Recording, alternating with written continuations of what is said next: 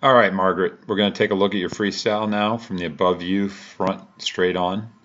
A couple things I'll see from this view, and there's not a whole lot, but when we're watching your arm come over the top, especially your left arm, you can see how you swing it around. You bend it a little bit, but then you also kind of swing it around from the shoulder, so you have a very low angle with your wrist from your shoulder to your elbow and then your elbow to your wrist. Would like to see a little more rotation so that the shoulder's up a little higher and then your elbow's higher and your arm is bent a little more, a little closer to the body so that it's coming over from the elbow and not so much from the shoulder. I'm worried in the long run, swinging your arm like that, that the pressure on the shoulder will actually cause some issues with your left shoulder.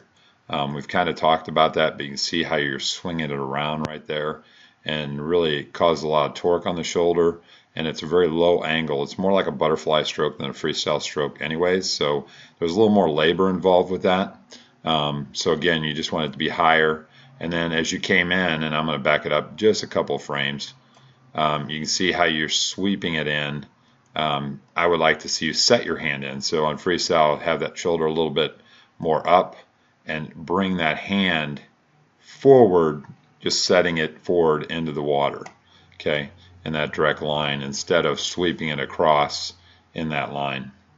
All right, and then I'm going to take those off, and then as we come forward, the other thing that I want you to watch closely that you can see from this view, you're much higher on the right side, which is very good, and then you're sweeping the hand a little bit more. There's still some side action on that hand as it's swinging around.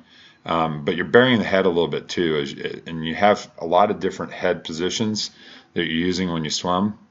I really want those eyes a little bit forward, looking at the bottom about 6 feet in front of you, and want that water level right there, right at that position there is where it should be, where your head's just above the surface of the water. So we can just see the top of your head as it's coming forward, and I can see that your eyes are looking just in front of you at the bottom of the pool. So not looking too high, but looking at the right angle. And let me redraw that arrow there. But looking that direction towards the bottom about 6 feet out in front of you. That's the perfect head position. And there's just sometimes when you're lower than that, especially after you take a breath, you kind of pull that head way down. Again, you can just see how straight that arm is coming around on that freestyle stroke, and then throwing that head a little bit into the breath.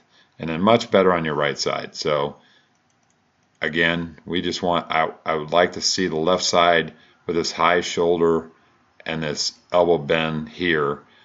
Maybe bring the hand in a little closer to the body so it's swinging forward from the elbow and not swinging around.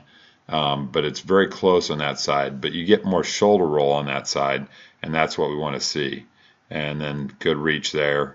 And then you kind of brought the elbow up more on this side, on this pole, which I like to see. So you want to finish that hand at the hip and then bring that elbow up and lift that hand out of the water, not throw it. Okay, we're not throwing a baseball. And then you can just see as you swing like that, the last part of this, you can just see how the hand is crossing over. So we want the hand to enter straight in front of the shoulder, set it in and reach forward, and not reach across the body. Okay, when you do that, it makes it harder for you to get in that high elbow position right away. You generally sweep your hand out. You can see how you recorrected it there, and then get the fingers a little closer. They don't have to be together when you're starting your catch. And right here, we can just see these two fingers are together, and then this finger's way over here, and then this finger's out here. So you're a little wide with those fingers. Water is going to come between them. You can have little gaps, maybe about a quarter of an inch between fingers, but that's a little bit more of a spread than you'd really want catching that water. And again, that's better head position there as you're going forward.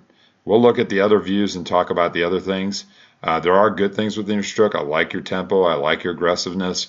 I like your line, except when you're moving your head too much. So some very good things that you do in your freestyle as well.